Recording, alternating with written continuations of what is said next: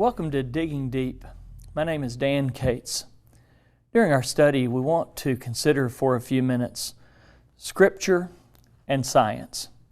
We want to see that these two things are not mutually exclusive, but rather true science is always going to support what Scripture teaches, and Scripture is always going to reflect what true science tells us.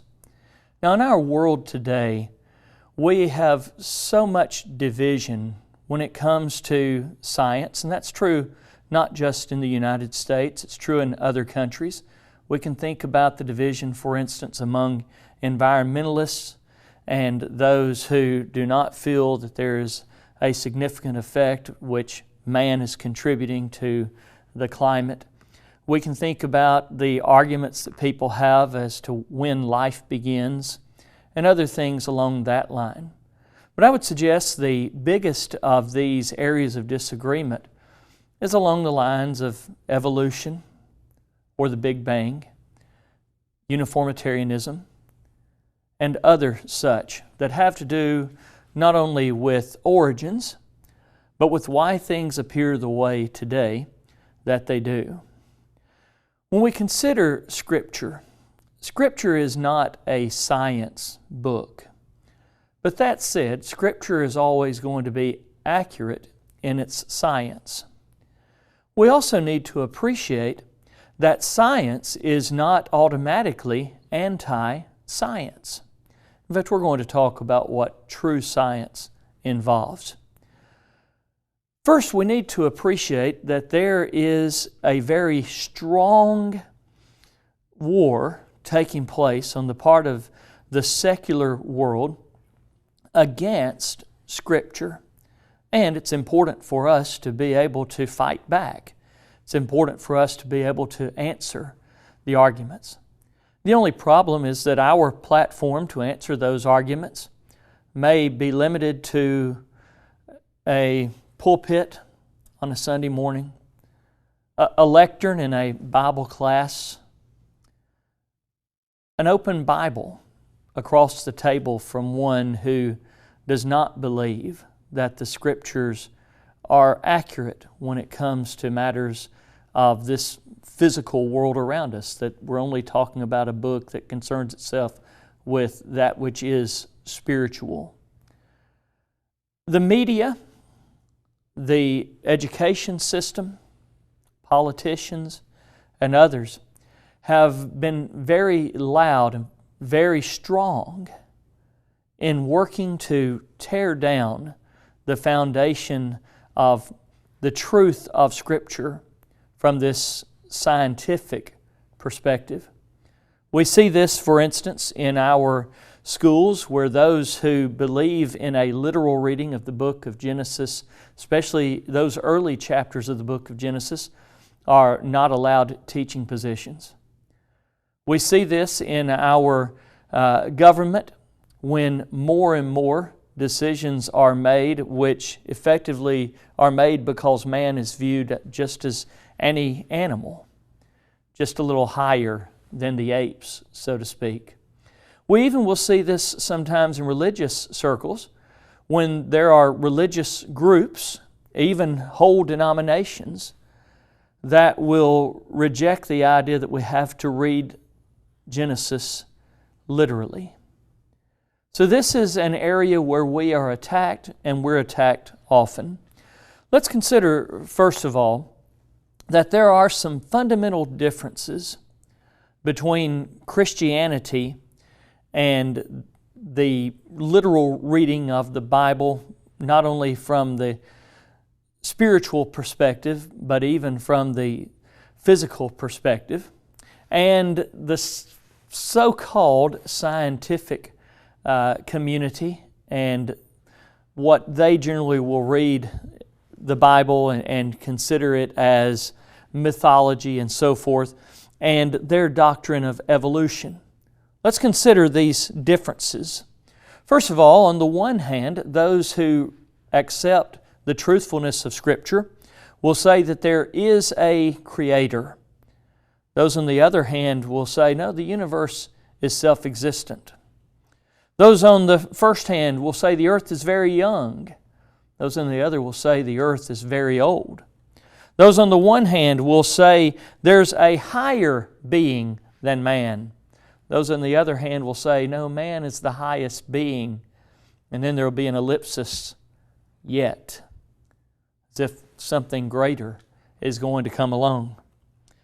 On the one hand, you have adaptation, which takes place and causes the variation within the different types of animals that we have. On the other, you have evolution which is taking place, which can lead one animal ultimately to become a completely different type of animal, given enough time and enough, in some cases, external circumstances, in some cases, enough mutations or other such.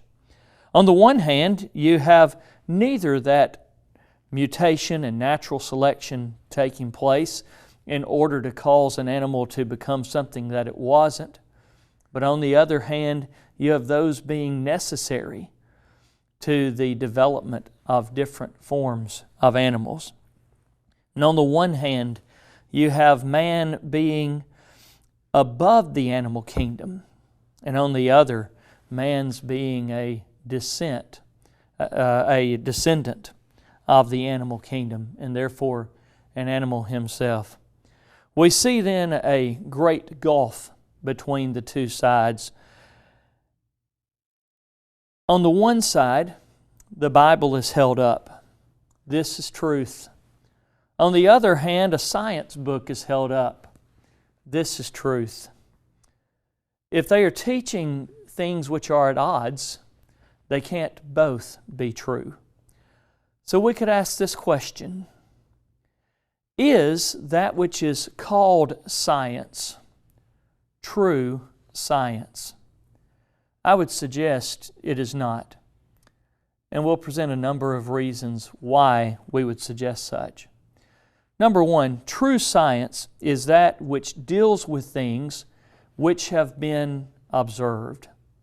In other words, there has to have been a human being who was there to watch the process. There has to have been a human being who was there to see what was taking place in whatever the study might be. For instance, if somebody is testing gravity, there needs to be somebody there to observe the object which is being tested fall over and over and over and over and over again. Second, true science is going to deal with that which is sensed empirically. It has to be able to be seen, it has to be able to be heard or smelled or tasted or touched in order for it to be science. Now that's an important consideration because that means that philosophy and religion are not, if they're dealing with that which is metaphysical, scientific pursuits. When we appreciate that distinction, then that will help us go a long way in understanding, therefore, that science cannot disprove the existence of God, because God is not a corporeal being. He is not a thing which can be taken into a laboratory and weighed and experienced in these other ways. Third, true science is limited to human history. In other words, it has to have taken place during the lifespan of men, which those who are in the evolutionary community would say is far shorter than the life of this world and certainly than the life of the universe and so forth. But true science is limited to that which has been during man's time. Fourth, true science deals with that which is testable. You have to be able to go into a laboratory and you have to be able to actually perform these tests that could conceivably demonstrate that the hypotheses were false. Not only does it have to be testable, therefore, it has to be falsifiable. And if it's something which is an untestable assumption, it necessarily is not true science. Now, there are a number of terms, therefore, which we need to appreciate if we're going to be able to support our claim that what is taught today as science is not truly scientific. It does not meet the criteria which we've just mentioned.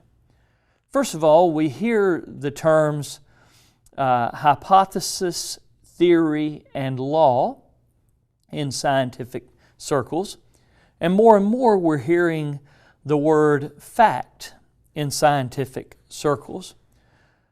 A fact, by definition, is a truth known by actual experience or observation, something known to be true. Now, if we think about that which is being taught as science today, and we're applying what we noticed a few moments ago in what true science is, we could ask the question, who observed the Big Bang? Who experienced the Big Bang? And the answer to that question is no one. By definition, the Big Bang cannot be scientific. We could also ask regarding something like evolution. Who has ever seen one kind of animal, say for instance a cat, turn into another kind of animal, for instance a dog? I'm not talking about a variation within the kind, different types of cats. I'm talking about one of these groups becoming a whole new group. We've never seen that. It's not taken place during man's period here on earth. That's not, therefore, scientific. We can't go into the laboratory and watch one animal evolve into another type of animal. We can see variations within kinds, we can see adaptations, but we do not see those large jumps that are claimed by the evolutionist.